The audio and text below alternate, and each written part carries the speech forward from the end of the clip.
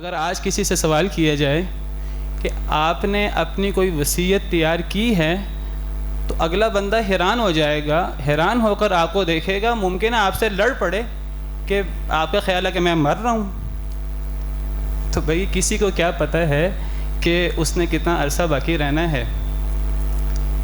ہر انسان کی وصیت انسان کے ساتھ ہونی چاہیے ہر لمحہ۔ یہ اللہ کا فرمان ہے، یہ نبی کریم صلی اللہ علیہ وسلم کا حکم ہے۔ جو لوگ اس چیز کو مد نظر نہیں رکھتے، اپنی موت انہیں یاد نہیں ہے، اس کی سزاؤں میں سے ایک سزا یہ بھی ہے کہ اس آدمی کی موت اچانک آتی ہے۔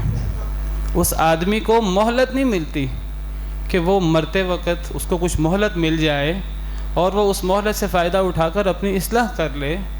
جو لوگ موت کو بھول جاتے ہیں تو اس کی سزاؤں میں سے ایک سزا اچانک موت ہے۔ اللہ قرآن کریم میں فرماتے ہیں، سورہ یاسین کی آیات ہیں، وَيَقُولُونَ مَتَى هَذَا الْوَعْدُ إِن كُنتُمْ صَادِقِينَ، کہ وہ بدبخت کفار وہ سوال کرتے ہیں کہ یہ وعدہ کب پورا ہوگا اگر تم سچے ہو، یہ قیامت کب آئے گی۔ قرآن کریم، نبی کریم صلی اللہ علیہ وسلم کی دعوت کہ جی اگر اللہ کی بات نہ مانی تو قیامت آ سکتی ہے، موت آ سکتی ہے۔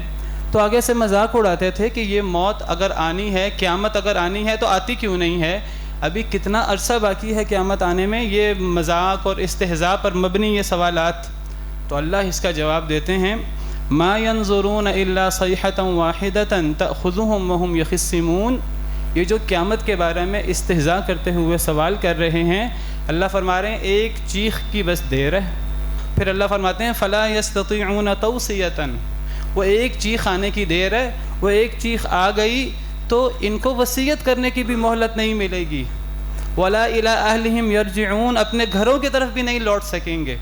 ذرا غور کریں اس آیت پر، ان آیات پر، کہ جو لوگ مذاق اڑاتے ہیں دینی تعلیمات کا اور موت کا، قیامت کا، تو اللہ فرماتے ہیں ایسے لوگوں کو وصیت کی مہلت بھی نہیں ملے گی۔ ایسے لوگ باہر ہوں گے تو گھر بھی نہیں جا سکیں گے، گھر بھی نہیں پہنچ سکیں گے، اس سے پہلے موت ان کی آ چکی ہوگی۔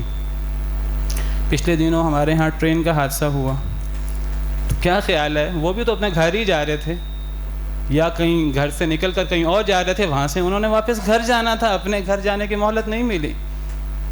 پھر وہ جو بس کا حادثہ ہوا ہے، 50 کے قریب لوگ جل کر ہلاک ہو گئے۔ اللہ ان سب کی مغفرت کرے اور اللہ تعالیٰ ان کی آخرت کی منزلیں قبر آسان کرے۔